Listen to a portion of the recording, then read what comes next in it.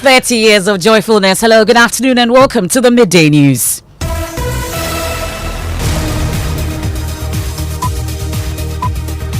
The Midday News is live on Joy 99.7 FM hits 103.9 FM all in Accra, Love 99.5 FM in Kumasi, myjoyonline.com. We're live in all 16 regions. We're on Kaleo FM in Akachi, we're on Ganga FM in Jirapa, and also on ATL FM in Cape Coast. We are live on X Spaces. You're on Facebook. The Midday News is supported by Petrol So Platinum Energy, energizing dreams. This afternoon, minority in Parliament demand prosecutions for the thuggery witnessed during the Ashanti Regional Council of State election as they reject attempt to rerun the polls. We stand before you here today with a deep sense of duty and outrage over the violent, disgraceful events that unfolded at the Ashanti Regional Coordinating Council during the counting of the votes of the Ashanti Regional Representative to the Council of State. We have more from Parliament, where an NPP MP says he'll sue the government for terminating the employment of persons employed after December 7. I'll take you live to Parliament for details of that. Also this afternoon, Office of the Special Prosecutor defends his decision to label former Finance Minister Ken Ofori-Atta as a fugitive and place him on a wanted list. So go for medical treatment, but when the law enforcement needs your personal attendance, you need to appeal yourself. That's the whole idea, but people are confusing it as if there's something wrong with the law enforcement agency demanding the presence of a suspect. And the criticism of the special prosecutor is unending as there are calls for his resignation. I'll give you details of that. Frustrated Cantamanto traders still reeling from the fire over a month ago are demanding the immediate release of 2.8 million cedis in relief fund to ease their suffering. I've lost 1.6 billion. We have seen that they have come to donate something. We have not received anything. I'll take you live to Cantamanto also this afternoon. Radio gets results. And as the World Marks Radio Day today, we focus on an 87-year-old visually impaired man who stays engaged in national debates, calling into live shows with 3 radio sets by his side. I hear my news. I know radio. If you, after hearing the live and the local news, this and that, then I'll take to broadcaster. Then I have to turn to JFM or Assassin. We have details of that in the sports. Ghana Football Association issues strict sanctions for clubs that fail to comply with the new safety and security protocols. We have that and more in this afternoon's edition of the Midday News. I am Emefa. Apawu, please do stay on for details.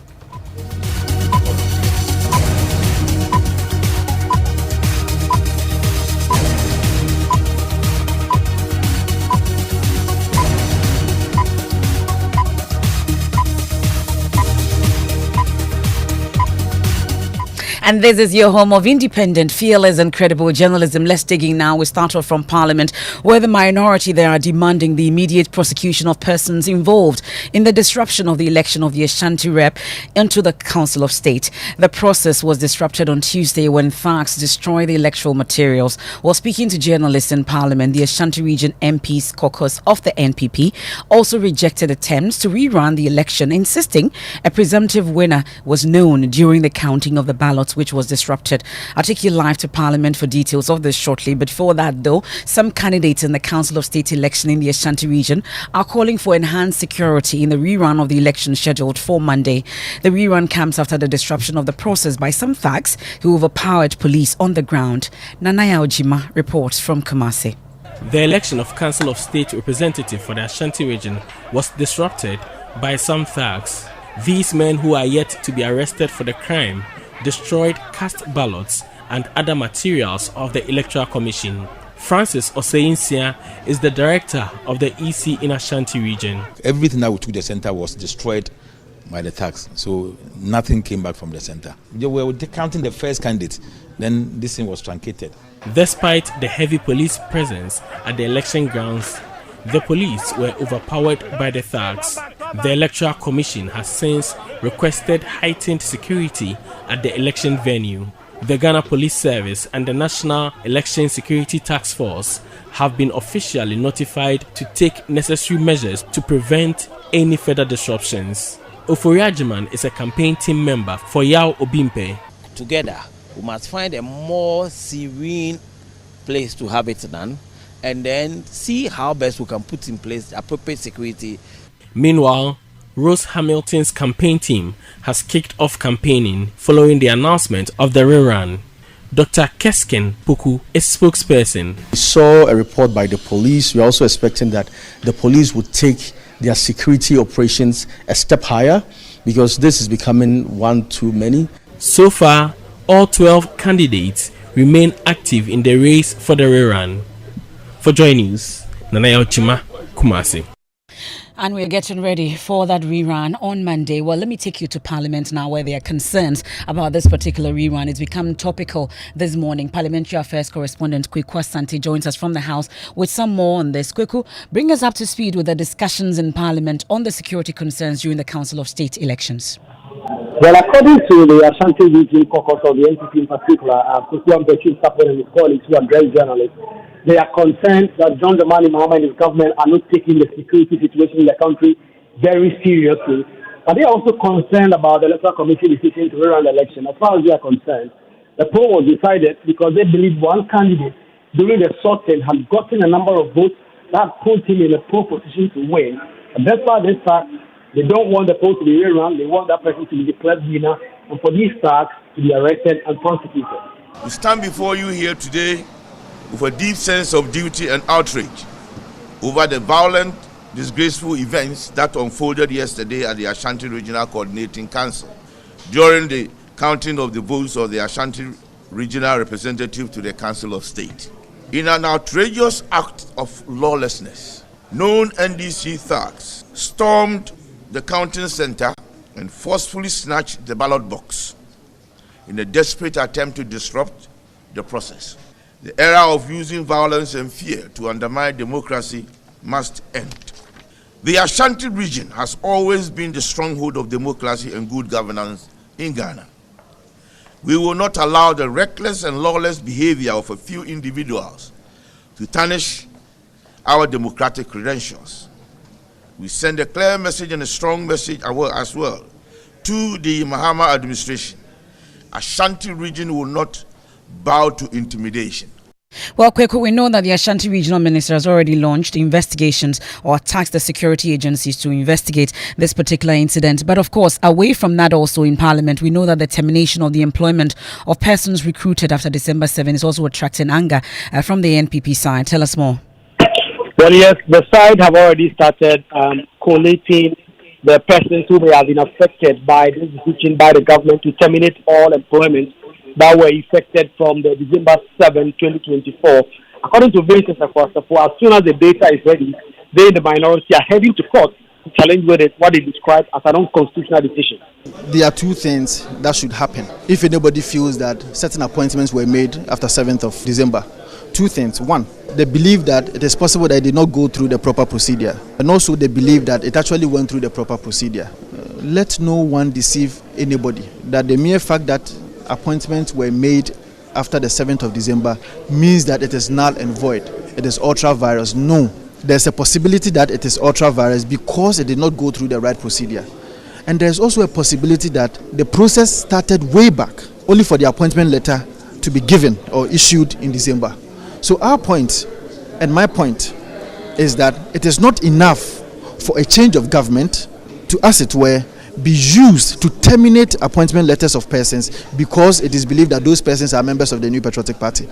Because Article 191 of the 1992 Constitution is very clear that members of the public service cannot, under any circumstance, have their appointment letters terminated without a just cause. It cannot also be revoked without a just cause. So until we have, in their explanation, a just cause as to why these appointments will have to be terminated, we are heading to court. We are going to make sure that these persons who are going to be affected or who are affected will have someone to speak for them, will have somebody to represent them in court, and that is what we've started doing. Well, we'll see how that pans out though. But Kweku, what else are we considering in Parliament today, just before we let you go? Again, the vexed matter of committees is still up for discussion. As we speak, I've just seen the First Deputy Speaker walk to the Speaker's office. We understand a number of the leadership will also join in there for the Committee of Selection for that meeting to happen to ultimately form the various committees of the House. It's more than a month since the 9th Parliament was inaugurated. The committees, the standing and select committees have still not been formed, and the minority are very angry about that. and the leadership are trying to get that done before Parliament will sit this morning. That's Parliamentary Affairs correspondent Quick Wasanti there giving us updates on what's happening in Parliament. Well, the issues about revocation of appointment or recruitment after December 7 is still sparking a debate. And this morning on the AM show with Benjamin Nakakpo and Sweetie Abochi, the Member of Parliament for Inshiaiso and former Deputy Finance Minister Dr. Sibinamwa condemned the directive of the Chief of Staff, and he says the move is not right and does not support economic growth. I condemn what is happening.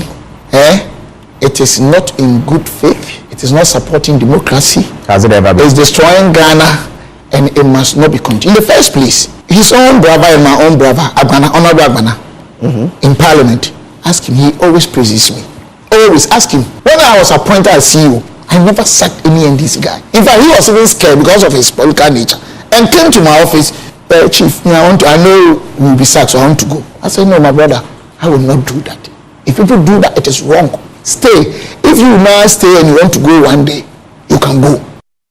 Well, meanwhile, Al-Hassan Suini, the Member of Parliament for Tamale North and Deputy Minister Designate for Roads and Highways, defended the directive, saying the Chief of Staff is only following the script. On the revocation, I don't even have much to say. I don't even have much to say. The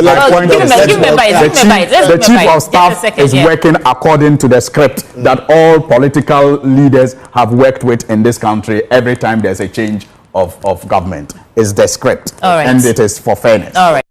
That's the Deputy Minister Designate for Roads and Highways, Al-Hassan Suini. And of course, vetting is expected to begin next week, Monday, for the Deputy Ministerial appointment. Now, the Office of the Special Prosecutor has defended its decision to declare former Finance Minister Ken Ofori-Atta as a fugitive and place him on its wanted list. During a press briefing yesterday, the Special Prosecutor Kisi Ejabing announced that Ken Ofori-Atta is being pursued over allegations of causing financial loss to the state, particularly in transactions relating to the National Cathedral and the Ghana Revenue Authority's partnership with Strategic Mobilization Ghana Limited, SML. The designation has sparked widespread criticism, including objections from the minority in Parliament during yesterday's proceedings.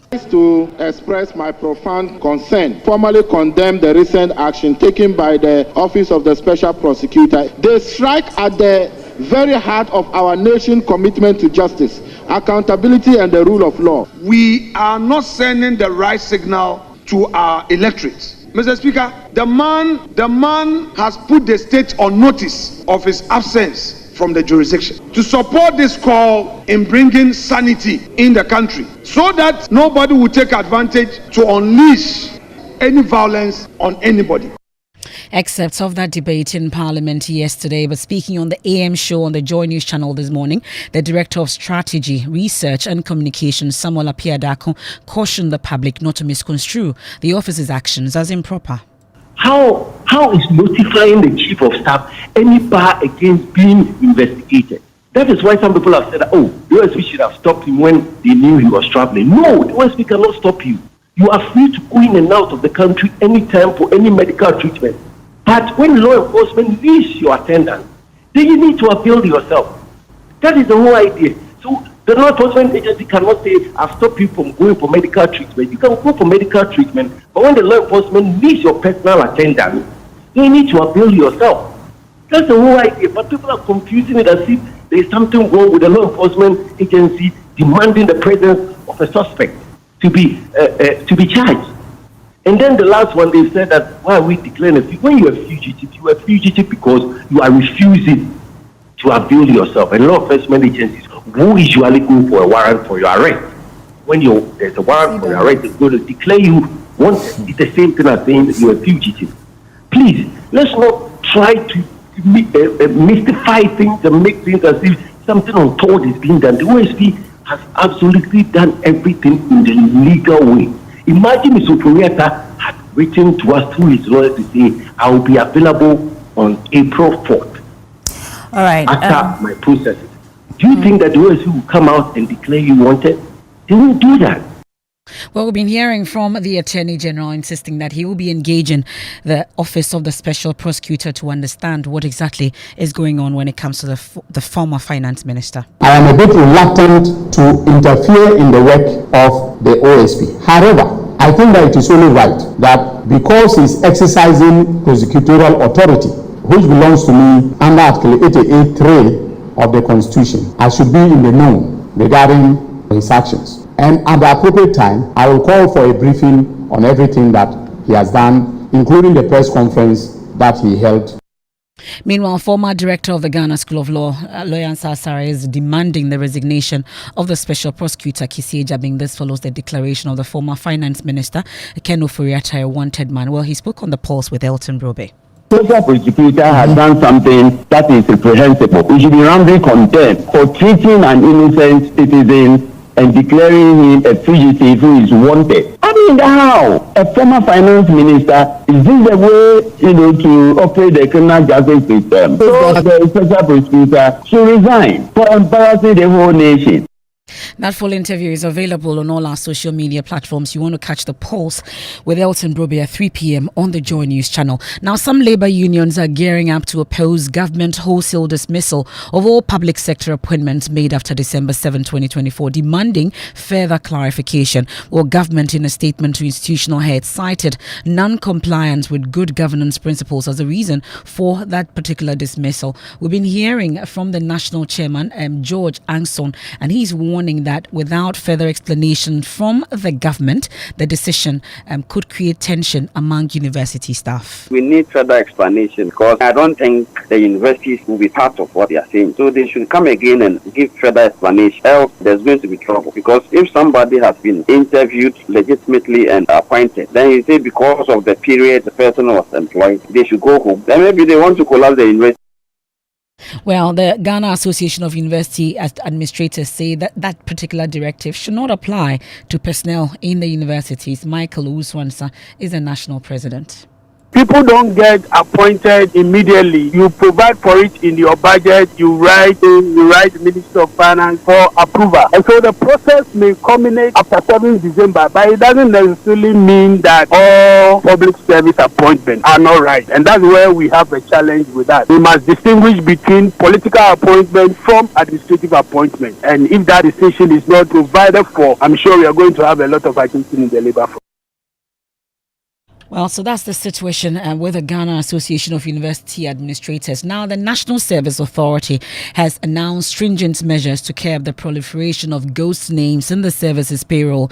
President John Mahama directed the National Investigations Bureau to investigate the National Service Authority following the discovery of 81,885 suspected ghost names on its payroll.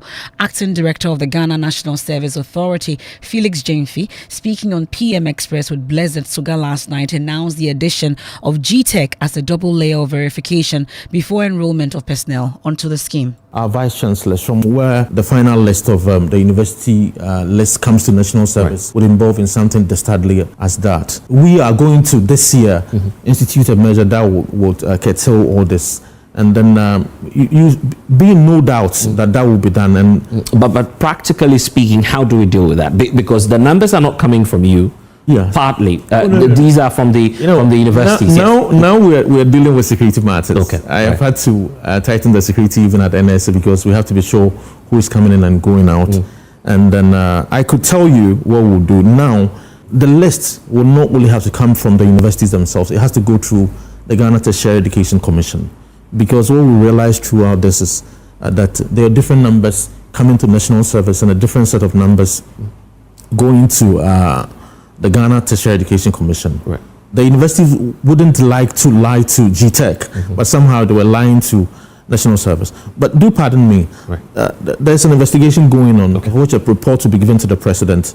I would not want to speak in a manner that will preempt the findings of these investigations. If you have the right leadership that is decisive and firm, you wouldn't have reports of this manner. And that is what every Ghanaian should look up to me for. I will lead with integrity, and these things will be a thing of the past very soon enough. That's Felix Jemfi, Acting Director of the National Service Authority. They're speaking on PM Express with Blessed Suga last night. The full interview available on all our social media platforms. It's time for a quick water break here on the Midday News, live on Joy 99.7 FM, Hits 103.9 FM here in Accra, on Love 99.5 FM in Kumasi, myjoyonline.com. We are live in all 16 regions. We are live on X Spaces on Facebook. The Midday News is proudly supported by Petrol Soul Platinum Energy, energizing dreams of taking you to Parliamentary Parliament, where their demands for prosecutions for the thuggery witnessed during the Ashanti Region Council of State elections as they reject attempt to rerun the polls. We've heard from an MP or an MPP MP who says threatening to sue the government for terminating the employment of persons employed after December 7, 2024.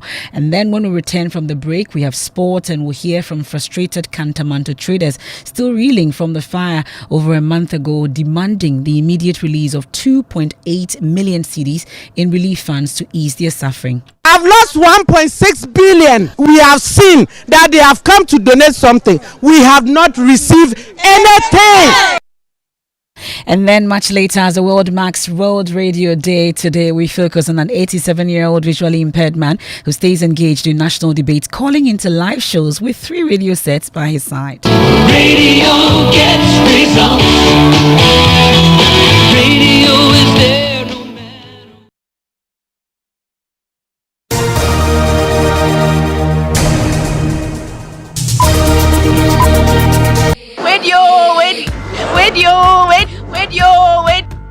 Where did I? Now I don't know when you just saw. Obiang, what to chrome her? And to want to say Petrosol for your energizing dreams for motion. Hey boy. Petrosol are celebrating their 10 years in grand style. They're giving back to their loyal customers. Hope you have registered at their online portal. Don't say I didn't tell you. Each month, customers will stand a chance of winning items like tricycles, motorcycles, television sets, refrigerators, phones, fuel vouchers, and many more. But the best part is that at the end of the promo, we will be giving out a grand prize of 2 Suzuki Espresso cars to lucky winners who stay with us all through the promo period. All you need to join is to visit any of our over 100 stations across the country to get registered, or go to www.petrosolcrm.com to register online. Petrosol, energizing dreams. Hey, Jenny Ramsa. And stay soft concentrate fabric softener. I was such it move. Just send it this way. You might now watch it. New Yanets now watch it. No, be a baby, someone some demoni in us. Jenny Ramsa. Fekwaye yesim biara association Ontario. Use stay soft and you hear it now watch it. Nani boss to tap from cra. A fabric softener. A year near says choose to stay soft. No who's so say no. FDID a dreading crack to yatu.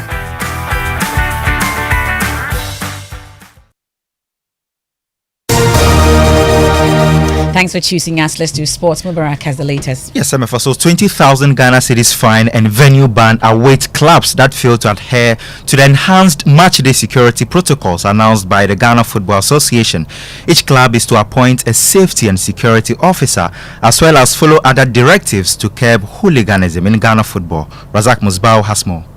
These safety personnel are to be in their located positions in and around the stadium at least 4 hours before kickoff and expected to be extra vigilant until end of the match day. Also, clubs shall ensure collaboration with their supporters group and develop code of conduct to guide and to invoke the punishment and banning of recalcitrant supporters. Again, each club shall liaise with their stadium facility owners to install CCTV cameras at their facility to enhance the operation of safety and security at matches. According to the association, these protocols will be applied strictly and the sanctions, which ranges from hefty fines, permanent stadium bans and suspension of officials, shall be enforced.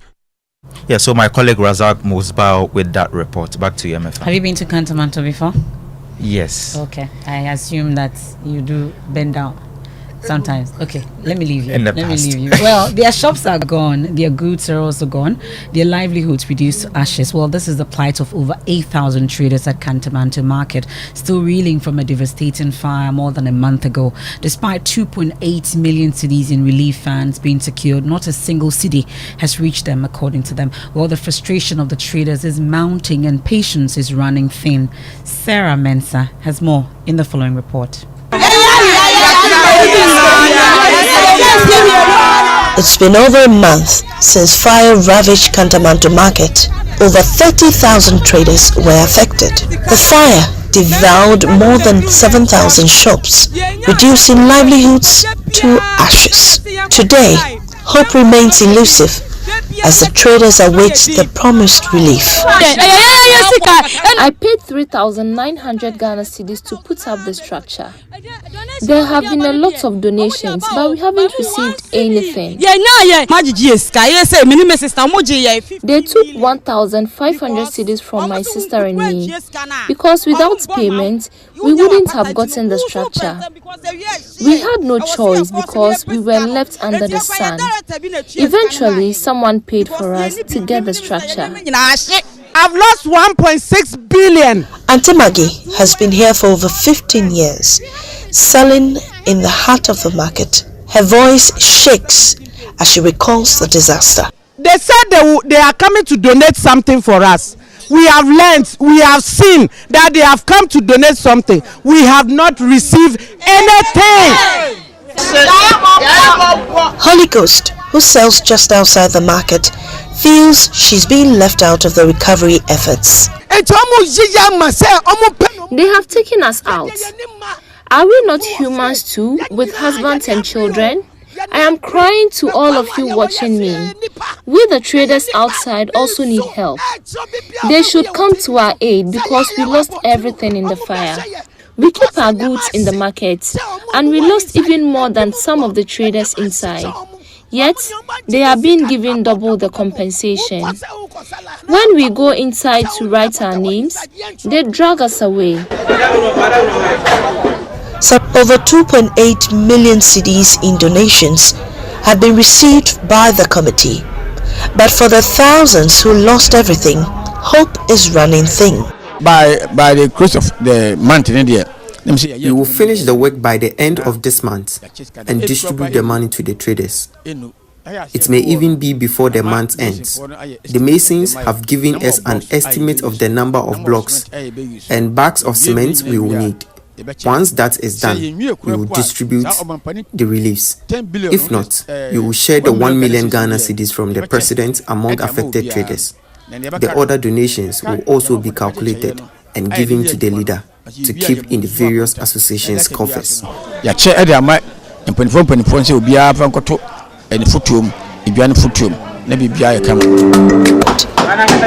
Sarah Mensah's report, read to you.